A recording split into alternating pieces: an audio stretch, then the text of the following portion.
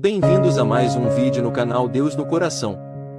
Que essa mensagem possa transformar a sua vida, que Deus lhe abençoe sempre, e jamais perca a fé em Deus, que o milagre irá acontecer. O que aconteceu com a gente, né? Por que nós estamos assim? E eu estava refletindo com ele aqui no intervalo, que essa mudança que nós vivemos, ela é muito recente. Muito recente. Então, está difícil ainda avaliar quais serão as consequências disso tudo na nossa vida. Porque nós estamos protagonizando a mudança. Os nossos pais não viveram assim. Nós que estamos na fase dos 40, 30 e poucos, até mesmo 20 e poucos, os nossos pais não viveram com aparelhos grudados nas mãos dia e noite. Estou vendo aqui, por exemplo, o povo do Twitter. A Dirlene está dizendo assim: dependendo do que eu vou fazer, fico o dia todo sem ligar o celular, porque atrapalha mesmo. Olha só, atitude heróica. Consigo administrar cada vez mais. Só uso se não tenho nada urgente para fazer. Então ela tem uma necessidade muito grande de falar com muita gente, né?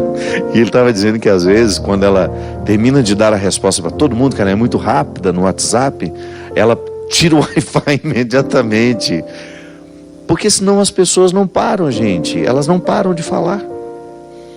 Se você manda uma florzinha para encerrar, ela manda um coraçãozinho para você de novo. Aí você não sabe se precisa parar no coraçãozinho ou se você deve mandar mais uma coisinha. Aí manda uma boquinha mandando um coraçãozinho pela boca. Uma carinha mandando um coraçãozinho pela boca. Aí ela vai e responde: não, aquilo não tem fim. Aí você já tem vontade de sair apagando tudo para ver se... Porque eu particularmente, no dia do meu aniversário, por exemplo, eu ainda estou aqui com a resma de mais ou menos umas 200 mensagens que eu não vi. Fui vendo aos poucos e fui agradecendo e respondendo. Mas eu tenho uma sensação de que eu tenho um pacote nas costas quando eu olho aquele celular cheio de mensagens a serem respondidas. Mas eu estava vendo aqui um monte de gente que o programa nem tinha começado direito, já estava dizendo: programa maravilhoso, é para mim. A ansiedade é tão grande que não espera nem as coisas acontecerem para dar palpite. A Maristela Oliveira dizendo: vou advertir, levante de madrugada, mas nem chegue perto do seu celular, faz perder o sono. É isso mesmo, perde mesmo. Mas nós estamos protagonizando esse tipo de comportamento. Volto a dizer, os nossos pais não viveram assim. E eu me lembro que quando eu dei uma entrevista aqui para a TV Vanguarda, e ela me dizia que ela teve um encontro com o presidente do Google e que ele fez uma reflexão muito interessante com ela. Ela queria saber dele quais seriam as consequências disso para nós, desse estar constantemente conectado. E ele fez uma colocação muito interessante. Ele falou assim: olha, eu pessoalmente olho para este momento presente da mesma forma, olho para nós vivendo desse jeito, desenfreado, sem saber ainda as consequências do que isso vai causar na nossa vida. Eu relembro do episódio de quando o bacon foi descoberto nos Estados Unidos. E eu me lembro, e para mim foi fácil identificar isso, porque eu me lembro a primeira vez que eu senti o sabor do bacon. Porque embora eu tenha sido criado com carne de porco, aquela carne que ficava na lata, mas a primeira vez que eu senti o sabor do bacon foi uma coisa fora do normal. Foi num sanduíche. Eu tive uma sensação de que eu tinha descoberto a 8ª maravilha do universo. Imagina o que foi isso quando o bacon foi criado e comercializado e as pessoas não sabiam das consequências, porque hoje a gente sabe que o grande problema da gordura saturada é quando ela é misturada no carboidrato, né? Diz que a gordura só ela mesma não faz mal, mas na hora que nós misturamos as gorduras com os carboidratos, então isso fica uma bomba para nós. Então ele disse que o uso desenfreado do bacon, que foi colocado em tudo, provocou uma geração de pessoas doentes logo depois. E que ele acreditava que esse uso também, sem critérios, de aparelhos que ficam nas nossas mãos, com radiação, de pessoas que dormem com os aparelhos, esse aparelho muito próximo de nós o tempo todo, no bolso. Às vezes a pessoa anda o dia inteiro com o celular no bolso. É claro que isso vai ter consequências. É claro que isso, daqui a um tempo, nós vamos olhar e pensar. Pensar não. E vamos concluir. Muitas doenças, muitas neuroses, a própria ansiedade. Nós estamos dizendo aqui, a ansiedade é uma delas. Mas e as inúmeras doenças psíquicas que estão surgindo, que são de nossa época? Eu mesmo. O que é a síndrome do pânico? Uma incapacidade de lidar com a vida. Agora, você acha que isso é da noite para o dia? Não. Isso são coisas que não vão sendo resolvidas, um modo de viver que não está sendo saudável, que vai acumulando e de repente transborda. Então, depressão, síndrome do pânico, bipolaridade, são doenças muito comuns nos nossos dias. E é impressionante como, claro, pode haver sim causas químicas para essas doenças, mas nós também não podemos retirar a grande carga de que o modo de viver coloca, a abertura que um modo de viver pode colocar para que essas doenças nos aflijam. Nós estamos antecipando a nossa morte, minha gente. É certo que muitos de nós morrerão antes da hora. Ah, padre, mas e onde que Deus está nessa história? Diz que nenhum fio de cabelo da nossa cabeça cai sem que Ele não tenha permitido. Tá, compreenda essa permissão de Deus antecedendo todas as suas escolhas, é mais sábio. Compreenda isso com mais maturidade. Compreenda uma preocupação e uma atenção que antecede as suas escolhas. Deus está ali com uma instância de todo cuidado e vai tentar interferir de todas as formas, através de pessoas que Ele nos manda para nos esclarecer, para nos dizer, através da nossa consciência, que é o lugar onde Ele fala profundamente conosco. Muda de vida a criatura. Olha para você, olha para a vida que você está vivendo, não está sendo saudável. Tenha um pouco mais de amor próprio. Isso é Deus dizendo o tempo todo no nosso ouvido. E às vezes através de uma informação que nos chega. Nós temos as redes sociais. Eu particularmente gosto de seguir pessoas que falam de saúde. Por quê? Porque são oportunidades que eu tenho de ouvir o que Deus tem a me dizer em relação ao cuidado que eu preciso ter com a minha vida. O desejo dele para nós é que tenhamos vida e vida em abundância. E nos dá a liberdade para escolher. E vai chorar com a gente quando nós não tivermos liberdade o suficiente para escolher o melhor. E vai lamentar conosco quando perceber que as estruturas em que nós estamos situados não são favoráveis ao nosso crescimento. Aí depois, meu querido, ele bate na sua bunda e fala: vai viver. Eu não tenho dúvida de que foi o meu modo de viver. Claro, alguns acontecimentos que eu não pude controlar, que desencadeou em mim tudo o que eu vivi. Uma grande dificuldade, um grande sofrimento.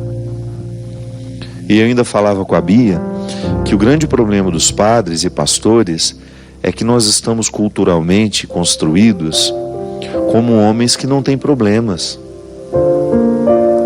Em algum momento alguém criou isso. Essa mentalidade de que para nós estarmos nos púlpitos fazendo o sermão de domingo, nós precisamos ser homens que não têm problemas, que não enfrentam conflitos.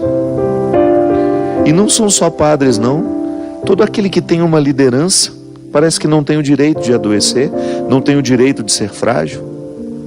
Quantas irmãs religiosas que também enfrentam o problema da depressão, da angústia, da ansiedade, da síndrome do pânico, da bipolaridade, e não podem nem expor publicamente, porque nós temos uma visão ingênua e, aliás, muito cruel, de que porque nós temos Deus no coração, esse tipo de problema não pode nos ocorrer. Quem disse que não? Eu posso muito bem ter Deus dentro do meu coração e não estar sendo lúcido o suficiente para viver de um jeito saudável.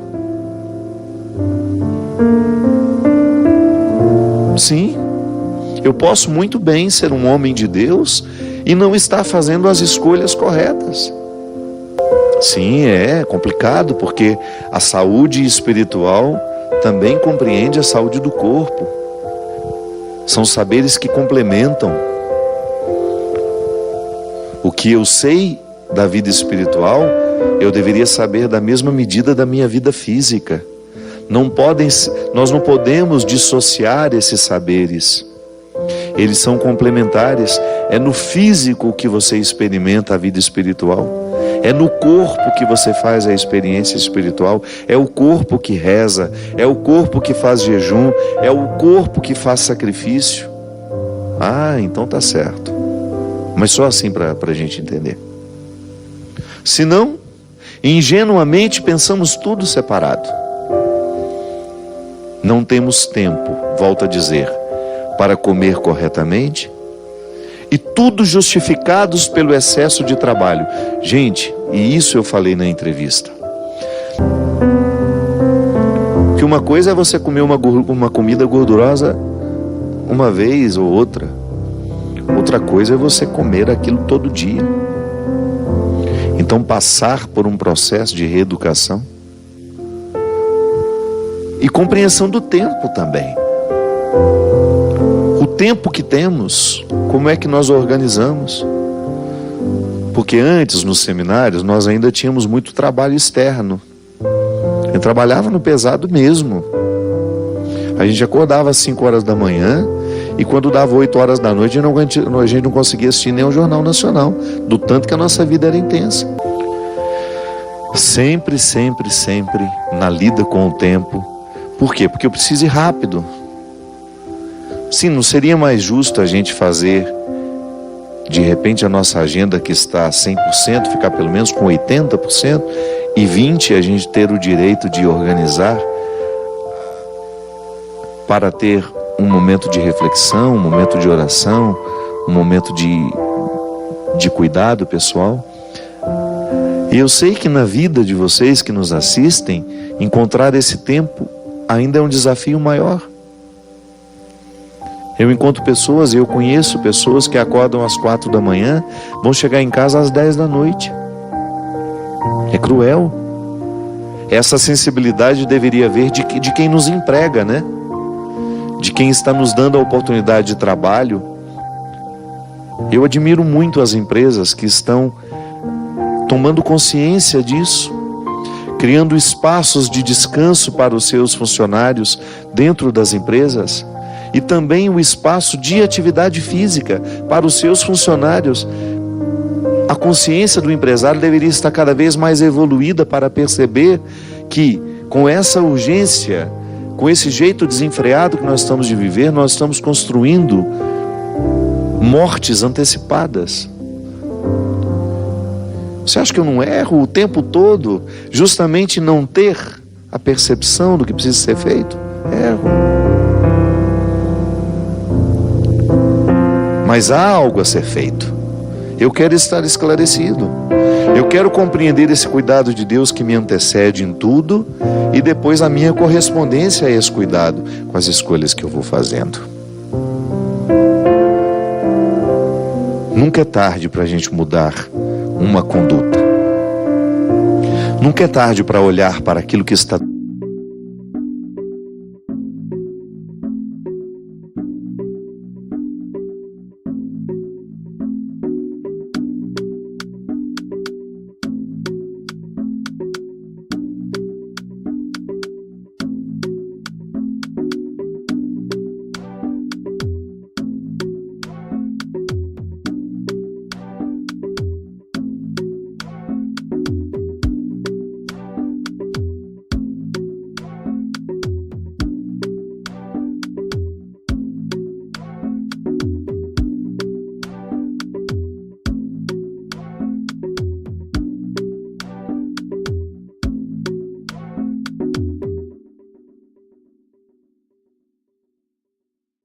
doentio em nós.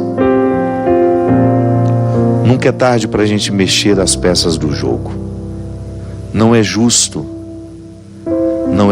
volto a dizer, o que nós fazemos com a gente e com os outros, com esse excesso de demandas e de pressas. Aquiete-se um pouco. Quando tiver a oportunidade de estar diante de um pôr do sol, não tenha aquela ansiedade em fotografar. Esqueça o seu celular. Contemple. Descanse o seu pensamento de tantas informações. O mundo vai continuar do mesmo jeito se você souber ou não o que está acontecendo. Interfira naquilo que de fato você pode interferir, que é no seu comportamento, no seu jeito de ser. Derrame o Deus Todo-Poderoso sobre nós, sobre o nosso coração, a bênção que encoraja, que transforma, que modifica. Ele que é Pai, Filho e Espírito Santo. Amém. Obrigado pela sua companhia. Derrame sobre nós a bênção do Deus Todo-Poderoso, Ele que é Pai, Filho e Espírito Santo. Amém. Que Jesus ilumine o seu dia. Inscreva-se, curta, comente e compartilhe para que essa mensagem possa ir mais longe e chegar ao coração de mais pessoas.